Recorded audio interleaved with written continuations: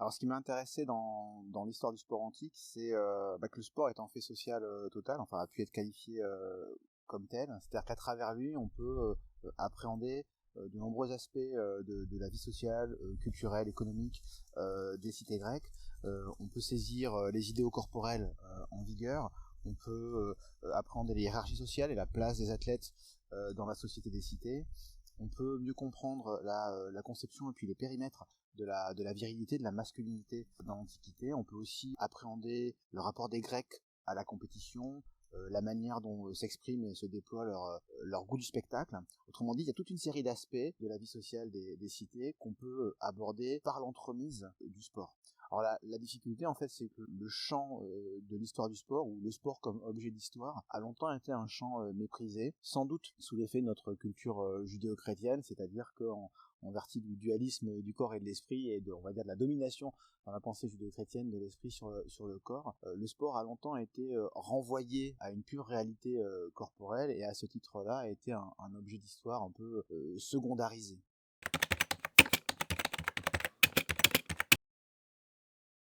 En fait, il y a trois éléments principaux, je crois, qui ont joué. Le premier, c'est d'abord un intérêt de pratiquant, c'est-à-dire que j'ai fait moi-même de la boxe, différentes formes de boxe durant une vingtaine d'années.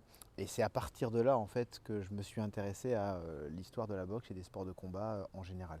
Et puis, quand j'ai commencé à me plonger dans la documentation, je me suis rendu compte qu'il y avait une masse documentaire considérable sur le pugilat, sur la boxe antique, qu'il s'agisse de récits de combat, qu'il s'agisse de statuettes ou de statues de boxeurs, qu'il s'agisse de reliefs, de candélabres, de camées, etc. En sachant qu'il y a un corpus qui est vraiment particulièrement intéressant et très riche, qui est fourni par les scènes sur vase. Vase à figure noire et vase à figure rouge. On a environ 500 scènes sur vase qui figurent des scènes de boxe. Alors ça va être soit des scènes de combat, des scènes d'abandon, des arbitres qui interviennent, des boxeurs qui se font face avant le combat, etc. Et donc on a une documentation qui charrie énormément d'informations, à la fois sur la gestuelle de la boxe, sur la tenue vestimentaire, sur la morphologie des athlètes, sur les situations de boxe, sur les conditions dans lesquelles on abandonne, etc. Et donc on a énormément d'informations qui sont transmises par ce biais-là. Et puis il y a aussi des formes documentaires un peu plus inhabituelles ou peu exploitées par les historiens de l'Antiquité habituellement, notamment les sources comiques, qu'il s'agisse du théâtre, mais aussi des épigrammes satiriques ou des histoires drôles antiques, puisque un des gisements les plus intéressants pour construire l'histoire de la boxe, c'est les histoires drôles relatives aux boxeurs, puisqu'il y a une forme de lieu commun ou de figure archétypique du boxeur peureux qui évite le combat et qui fait l'objet de tous les quolibets. D'abord un intérêt de pratiquant, et puis un constat d'une grande masse documentaire, et puis la troisième motivation, je crois la troisième raison, c'est qu'il y avait un vide historiographique, c'est-à-dire que j'ai constaté en fait que la boxe en tant que telle n'avait jamais été étudiée de manière systématique et autonome, c'est-à-dire que l'histoire du sport antique aujourd'hui, c'est essentiellement une histoire des sports. Quand les historiens du sport s'y intéressent, ils associent les différents sports ensemble et ils restituent une histoire, combinée des différentes disciplines. Et moi je voulais tenter le pari en fait de faire l'histoire d'un seul sport, en partant du constat que aujourd'hui, si vous étudiez le badminton ou le football ou le cyclisme ou le golf, ça va vous renseigner d'une manière en fait assez différente sur la société ou sur un aspect de la société dans laquelle le badminton, le golf ou le cyclisme prospèrent. Et donc je suis parti de l'idée qu'en réservant mon intérêt à la boxe, même si je fais souvent des comparaisons avec la lutte et le pancrace, en réservant mon intérêt à la boxe, eh bien peut-être que ça ferait apparaître des phénomènes ou un éclairage, on va dire, singulier sur la société des cités grecques.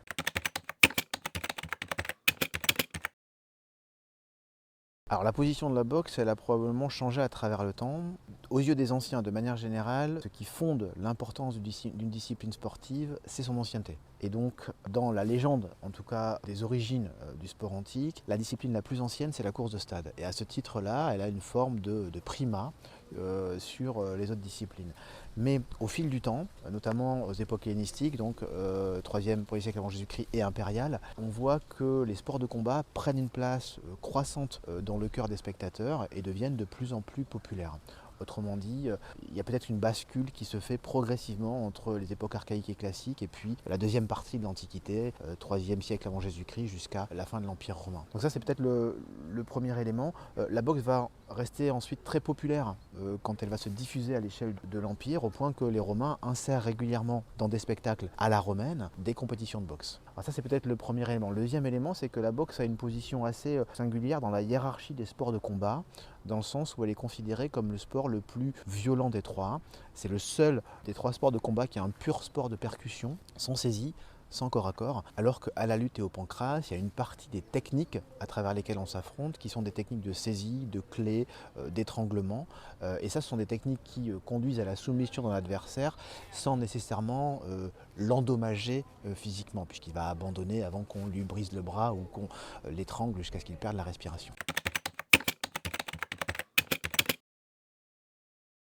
Alors oui, on a un inventaire des athlètes morts au combat, j'entends au stade, hein, durant l'ensemble de l'Antiquité. C'est un inventaire qui est relativement réduit puisqu'on a 8 cas parvenus jusqu'à nous d'athlètes morts au stade. Sur ces 8 cas, on a 4 boxeurs et les morts restants sont des lutteurs et des pancratiastes. Et cette distribution, on pourrait penser qu'elle est due au hasard, mais en fait elle reflète assez fidèlement la place de la boxe dans cette hiérarchie de la violence codifiée.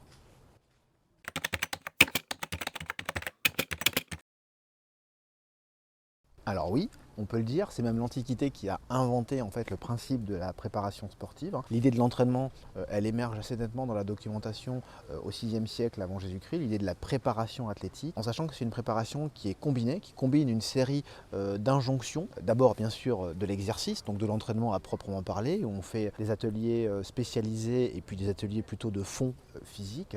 On veille à la qualité et aux heures de sommeil, on veille également à son alimentation. Et en la matière, les anciens ont inventé la première diététique athlétique carnée de l'histoire, une diététique à base de viande et également de pain, qui place les athlètes, et notamment ce qu'on appelle les athlètes lourds, c'est-à-dire les sportifs de combat, lutteurs, boxeurs, pancratiastes, qui place ces athlètes lourds en marge de la communauté des mangeurs. C'est-à-dire que la moyenne des mangeurs grecs dans les cités ont une diète quotidienne qui est sinon végétarienne, du moins très largement végétale, avec une très forte dominante d'aliments végétaux. Et de ce point de vue-là, les athlètes font vraiment exception au régime général parce qu'ils consomment au quotidien de grandes quantités de viande, à la fois pour fournir le carburant de l'effort physique quotidien, le carburant de l'entraînement, et puis aussi pour fabriquer durablement du muscle et de la force, pour grossir et donc être plus fort physiquement. Donc on a l'exercice, le sommeil, l'alimentation contrainte, et puis il y a un dernier élément dans cette préparation athlétique, dans cette hygiène de vie athlétique,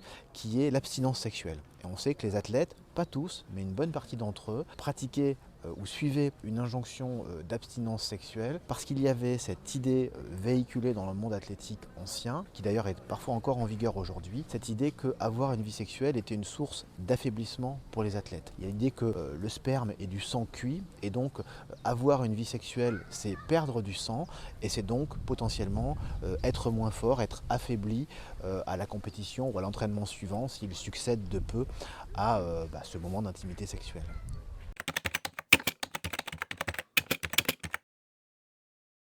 Alors la question du professionnalisme, elle a fait couler beaucoup d'encre, puisqu'au fil du temps et de l'histoire du sport antique, on est passé par différentes positions, des époques où on a crédité l'Antiquité d'avoir inventé le sport amateur, d'autres moments où on a maximisé une lecture plutôt professionnelle du sport antique. Alors de fait, le constat, la réalité est probablement entre les deux. D'abord, il y a deux types de profils d'individus qui vont au gymnase.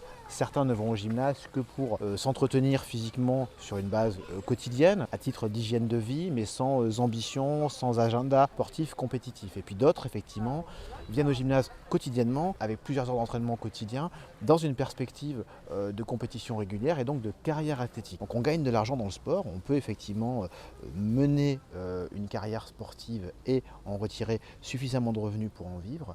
On gagne de l'argent à la fois dans les compétitions, par l'entremise des prix, on gagne aussi de l'argent à travers les privilèges que les cités des champions peuvent leur attribuer, ça peut être des primes, ça peut être le droit d'être nourri par la cité. Donc il y a toute une série d'avantages matériels et symboliques que les cités attribuent à leurs champions parce que la gloire des champions rejaillit sur sa communauté d'origine. Donc autrement dit, il y a de l'argent qui circule. Il y a de l'argent qui circule et puis il y a aussi la question de l'identité des athlètes. On voit dans les souscriptions publiques par exemple qu'un individu peut, quand on lui demande de décliner son métier dans la souscription, indiquer la condition de boxeur. Autrement dit, on est bien dans une configuration, je dirais, sociologique qui ressemble à celle du métier et de l'identité professionnelle.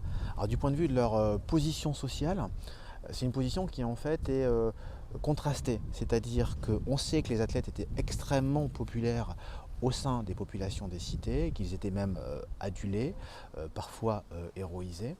Donc ça, je dirais, c'est le premier aspect du phénomène. En très longue durée, depuis la fin de l'époque archaïque jusqu'au bas empire, les athlètes sont placés très très haut dans la hiérarchie sociale et sont valorisés par l'ensemble des populations qui assistent aux compétitions. Et puis simultanément, on a une partie importante de notre documentation qui relaie un discours critique et même parfois hyper critique sur les athlètes. On trouve ça à la fois dans les traités philosophiques, on trouve ça aussi dans les pièces de théâtre, on trouve ça dans les traités médicaux. Alors il y a différents angles de critique du monde athlétique, mais il s'agit notamment soit de fustiger l'inutilité des athlètes, le fait que les compétences développées dans le cadre athlétique finalement ne se transposent pas autrement et ne génèrent aucun bénéfice autre que symbolique pour les communautés d'appartenance des athlètes. Donc il y a cette question de l'utilité, et puis il y a aussi la question de la dégradation physique. On sait que dans les sports de combat notamment, les athlètes, sous l'effet, on va dire, cumulé des blessures, eh bien, finissent leur carrière souvent très endommagée, avec des problèmes oculaires, avec des problèmes de dentition, avec des problèmes articulaires, etc. Et donc on trouve dans les traités médicaux cette idée que d'une certaine manière, il n'y a pas de pire manière s'entretenir physiquement que d'être un athlète.